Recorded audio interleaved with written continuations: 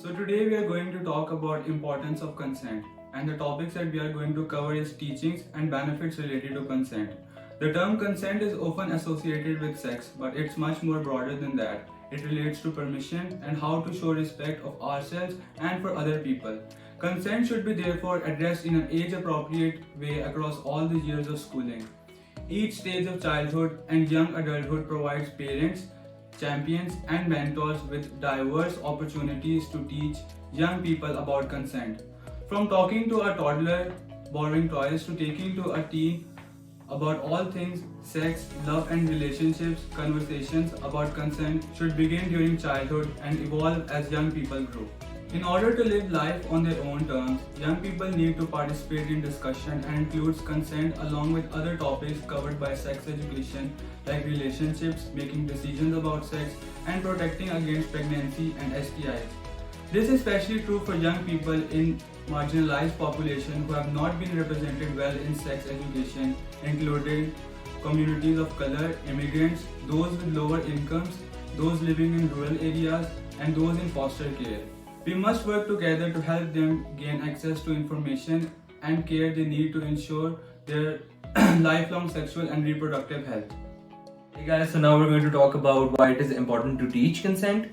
Students from year 3 to year 10 should learn about matters including standing up for themselves, establishing and managing changing relationships, offline and online, strategies for dealing with relationships when there is an imbalance of power, including seeking help or leaving the relationship, managing the physical, social, and emotional changes that occur during puberty, practices that support reproductive and sexual health, contraception, negotiating and consent, and prevention of sexually transmitted infections and blood-borne viruses, celebrating and respecting differences in diversity and individuals and community. Teaching consent can be approached from a variety of different angles in order to ensure that it is age appropriate for children. Young children do not initially need to be taught about consent in the context of sexual encounters. Moving on, they can learn about what constitutes a healthy relationship between individuals, which may include learning about communication, trust, mutual respect, asking permission, and abiding by the answer. Young children can also be taught protective behaviors, which include teaching them about the proper names for body parts, what is private, and how to respect their bodies. There are various opinions about the age at which it is appropriate for children to learn specifically about sexual consent.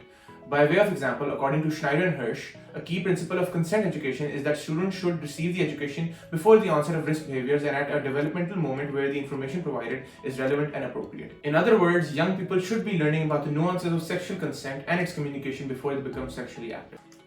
Understanding consent is a sensitive and serious issue that should be managed by parents and educators, not left to peers, and we know there is a problem about consent among younger generation. An annual statistical report found that 1 in 8 boys and 1 in 12 girls reported that they had engaged in unwanted sexual behavior.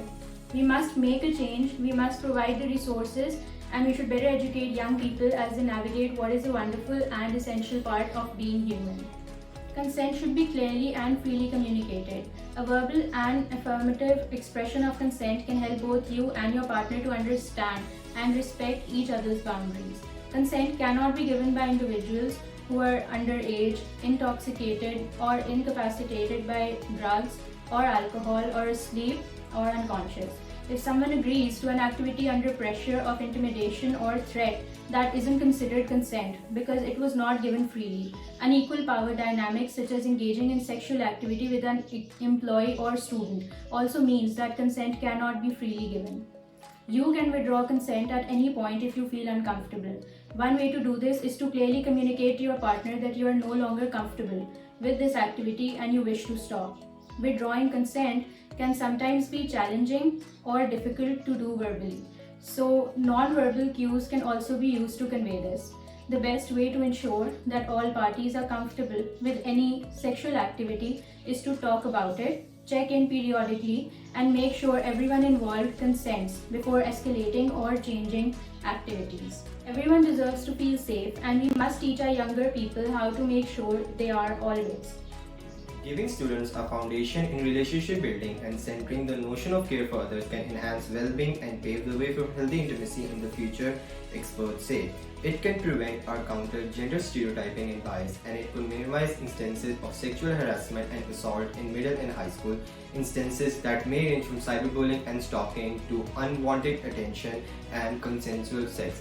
A recent study from Columbia University's Sexual Health Initiative to Foster Transformation Shift project suggests that comprehensive sex education protects students from sexual assault even after high school.